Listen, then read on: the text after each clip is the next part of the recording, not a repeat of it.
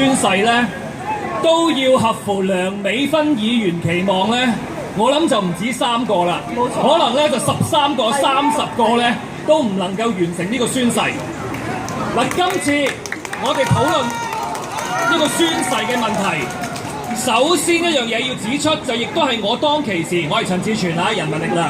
我當其時宣誓第一樣嘢指出嘅就係咧，特區政府喺10月11號晏晝發出咗一個聲明，就係教立法會議員點樣宣誓，話我哋點樣宣誓係得，點樣係唔得。呢個呢，立法會宣誓係立法會嘅內部事務，係不容特區政府指指點點。呢個第一，但係呢個所謂嘅動作呢，其實唔係偶然嘅。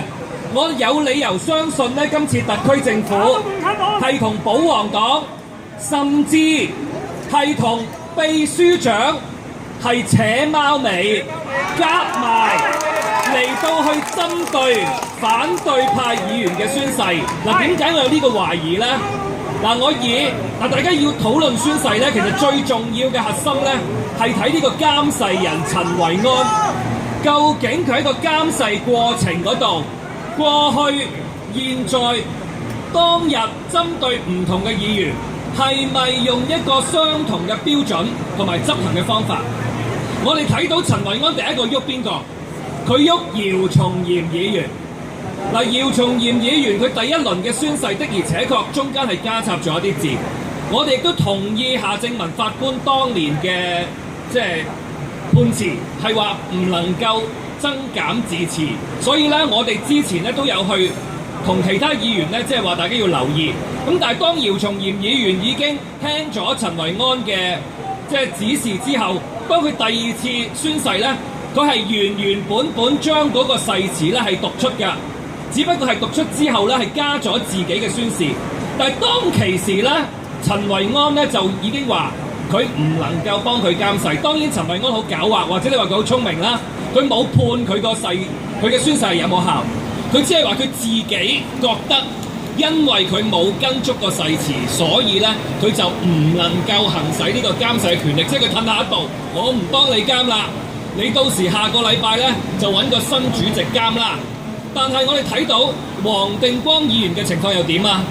黃定光議員無論佢係有意定無意刪除咗或者漏咗香港兩個字，點解陳維安係聽唔到呢？嗱，以我所知咧，秘書處唔係淨係得陳維安咧一個人去監誓嘅，其他秘書處嘅同事都有揸住個誓詞咧，係逐隻字剔嘅，否則就唔會聽到咁多反對派嘅所謂嘅玩嘢啦嚇，所謂嘅加料嚇，佢哋預咗。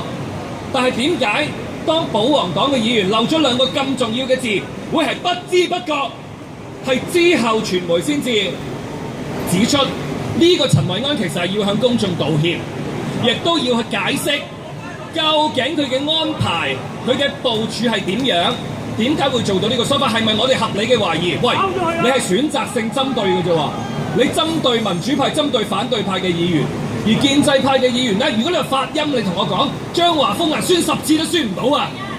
佢都冇個廣東話係音準嘅，我哋不能咧用發音咧嘅標準咧判別一個議員究竟佢個誓詞係能唔能夠係合法或者係通過嚇。秘書長亦都冇呢個權力，係如果係嘅應該留待咧俾主席去作出裁決。但係到今日咧，主席咧阿梁頌恆話入去主席房問佢，到底佢可唔可以跟翻佢上次咁樣宣？呢個梁君彥答唔到喎，竟然揾梁美芬做主席啦。早知梁美芬就答到係咪啊？我都話直選議員做主席好過功能組別議員做主席㗎。佢仲話答唔到，佢話要問進一步法律意見。跟住梁頌恆問：喂，咁我披翻嗰件披肩入去得唔得啊？佢又答唔到喎。佢又話要問翻呢個法律意見喎。咁做咩主席啊？真係梁美芬做主席好過梁君彥咯。OK， 好啊，咁梁美芬回應下。聽到陳志全咁講咧，其實呢個秘書長咧，可能真係要分別同我哋傾下偈，因為咧今日講下我哋其實咧建制派好多議員咧，反為咧就係話喂，點解咁多個反對派加鹽加醋？嗱，第一個係長毛啦，佢哋最叻嘅，揸住把黃遮。嗰時我哋已經話點解秘書長好似睇唔到咁樣嘅？咁跟住咧好多個咧都加鹽加醋啦，當然亦都有啲咧直情將自己政綱咁樣讀咗出嚟係嘛？咁我覺得咧，我自己本人覺得係唔應該嘅。其實秘書長係應該停止佢哋，然之後叫佢哋正正式式監誓，即係叫宣誓嘅。即係你嘅意思。咁所以我哋就認為咧，秘書長可能同佢哋溝通過，知道咧佢哋一定係之前之後，中間就會完整，即係大家都有個合理嘅懷疑。